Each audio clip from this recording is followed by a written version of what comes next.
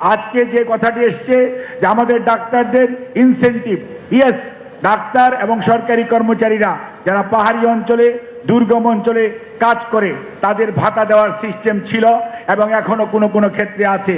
কিন্তু আপনি একটি জিনিস মাননীয় প্রধানমন্ত্রী আপনার দৃষ্টি আকর্ষণ করছি, একমাত্র চিকিৎসকরাই প্রথম শ্রেণীর কর্মকর্তা হয়েও গ্রামে বা ইউনিয়ন পর্যায়ে থেকে কাজ করে, তার উজ্জ্বল দৃষ্টান্ত আমি ডাক্তার জাহিদ হোসেন।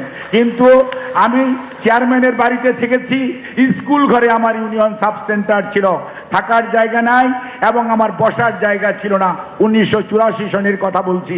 আজকেও সেখানে ইউনিয়ন সাব সেন্টার নামে আছে, কিন্তু সেখানে বিল্ডিং হয় নাই।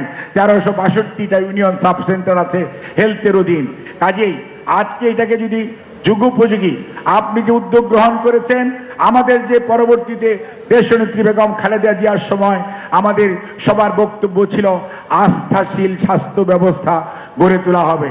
সেই আস্থাশীল স্বাস্থ্য ব্যবস্থা গড়ে তোলার জন্যই সত্যিকার অর্থে আজকে আমরা আপনার দিকে চেয়ে আছে সারা দেশের মানুষ, এবং তার জন্য সর্বপ্রথম যে কাজটি করা দরকার, প্রাইমারি হেলথ কেয়ারের আপনার যে সেটআপ আছে, প্রাইমারি হেলথ কেয়ার যে সেন্টারগুলোকে কমিউনিটি ক্লিনিকের নাম বদলিয়ে দিন। এটা আমাদের দেশনেত্রী বেগম খালেদা জিয়ার নির্বাচনী কমিটমেন্ট ছিল। কমিউনিটি ক্লিনিকের নাম হবে PHC, primary health care centre, এবং সেখান থেকে রুগী রেফার হবে উপজেলায়, উপজেলা থেকে জেলায়, জেলায় থেকে আঞ্চলিক বিশেষায়িত হসপিটালে যাবে। এই রেফারাল সিস্টেম যদি কার্যকর করা যায় তাহলেই বাংলাদেশের মানুষ তার কাঙ্ক্ষিত সেবা পাবে। কাজেই আমি আপনার কাছে বিনীত অনুরোধ করব, চিকিৎসকদের কথা নয়, আপনি দেশের মানুষের কথা বলেন, আপনি মানবিক বাংলাদেশের কথা বলেন, আপনি অন্তর্ভুক্তিমূলক সমাজ গঠনের কথা বলেন। কাজেই সেটি যদি চায়, একটি স্বাস্থ্যবান জাতি প্রয়োজন। স্বাস্থ্যবান জাতি নিশ্চিত করতে হলে প্রাইমারি হেলথ কেয়ার যেমন ফ্রি লাগবে, আপনি যেটা চিন্তা করেছেন জরুরি স্বাস্থ্য ব্যবস্থা ফ্রি লাগবে, সেটির জন্য একটি কাঙ্ক্ষিত স্বাস্থ্য ব্যবস্থা অবকাঠামো আমাদের রয়েছে। শুধু দরকার নেতৃত্ব, সেই নেতৃত্ব আপনি দিবেন। ইনশাআল্লাহ আমরা আশাবাদী যে আপনার নেতৃত্বে ওই রকম একটি স্বাস্থ্য ব্যবস্থা অবশ্যই বাংলাদেশে গড়ে উঠবে। আর আপনার কাছে অনুরোধ, বাংলাদেশ থেকে যদি আপনি মেধা পাচার বন্ধ করতে চান, বাংলাদেশে যদি মেধাবী চিকিৎসকদের অবস্থান সুনিশ্চিত করতে চান, তাহলে আপনার কাছে বিনীত অনুরোধ, আপনার প্রধানমন্ত্রীর একটি তহবিল আছে, শিক্ষা সহায়তা তহবিল, সেটির মধ্যে প্রায় 3200 কোটি টাকা বিভিন্নভাবে শিক্ষার্থীদেরকে উৎসাহ বা প্রণোদনা দেওয়া হয়।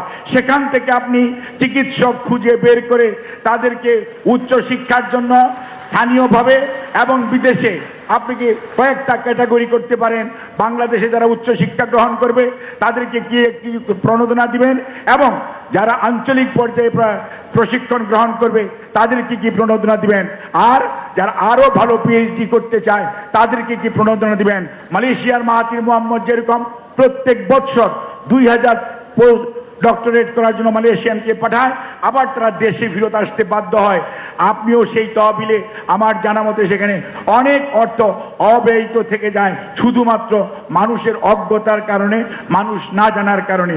আমি আপনাকে অনুরোধ করব, আপনি সেই তহবিল থেকে এখানে যদি উচ্চ শিক্ষার জন্য, প্রশিক্ষণের জন্য অর্থ সংস্থান করা যায়, এখানে আমাদের অনেক বেশি মেধাবী চিকিৎসক আছেন যারা সেই শিক্ষা প্রশিক্ষণ গ্রহণ করার পর আমাদের দেশের হাসপাতাল